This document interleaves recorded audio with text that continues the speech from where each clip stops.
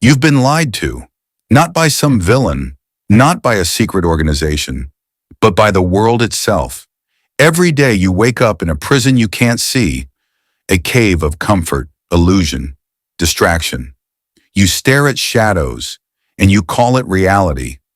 But deep down, you feel it, a restlessness, a whisper that says, this isn't all there is. If you've ever questioned the world around you, if you've ever felt like something doesn't add up, you're not crazy, you're waking up, and you're not alone. This is Plato's Allegory of the Cave, not just a story, a blueprint for your awakening. Are you ready to break the chains? Because once you see the truth, there's no going back. Over 2,400 years ago, the Greek philosopher Plato crafted a story that still shakes minds to this day. A story about ignorance, truth, and the painful journey of awakening. It's called the Allegory of the Cave. Each 10 chapters will guide you through shadows and into light, with examples, stories, and real-world reflections. So sit back, breathe, and prepare to turn around. Because once you see the truth, there's no going back.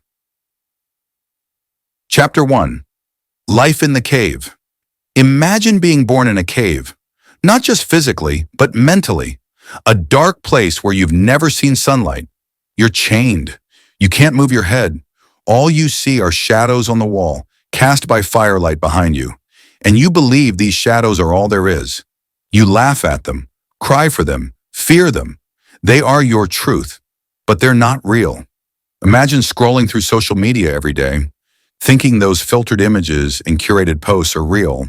Life. That's your shadow wall. Chapter 2.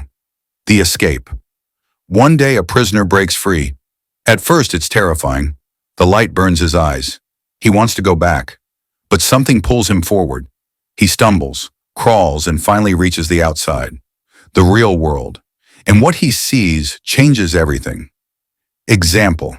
Think of someone who finally walks away from a toxic job, a false identity, or a manipulative relationship. At first it hurts, but soon they begin to breathe. Chapter 3. The world outside. The sun is blinding, the colors too rich, the shapes confusing. But slowly, he begins to understand that the world he knew was a lie. He sees trees, animals, clouds, truth at last. It's like unplugging from distractions and spending time in nature, reading philosophy, learning something unfiltered. Truth stuns you, then frees you. Chapter 4. Return to the cave. He returns to tell the others. But they don't believe him. They mock him. They fear him. Some even want him dead. They're still chained, and they want to stay that way. Example. Think of someone who discovers a new path, only to be ridiculed by friends or family still stuck in old thinking. Progress often feels lonely. Chapter 5. The Deeper Meaning. This isn't just about caves. It's about comfort, fear, illusion.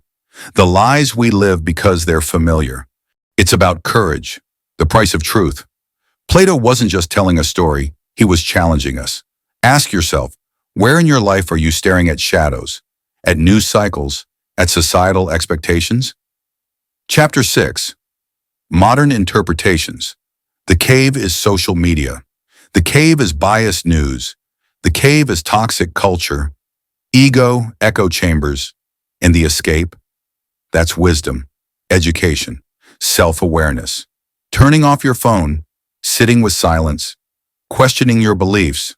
That's leaving the cave. Chapter 7. Breaking your own chains. The truth won't drag you out. You have to choose to move, to break old habits, to question what you've always accepted. And that's painful, but necessary. A person who starts therapy, breaks addiction, or questions their faith, breaks their own chains. Chapter 9. Becoming the light for others. Once you're out, you have a choice. Stay in the light or return to help others escape. But prepare for resistance. Still, someone once lit the way for you. Now it's your turn. Teachers, mentors, truth tellers, they risk judgment to share what they know. Be that for someone else. Chapter 10. Final reflections and call to action. You've heard the story. You've seen the shadows. You've watched the prisoner escape and return.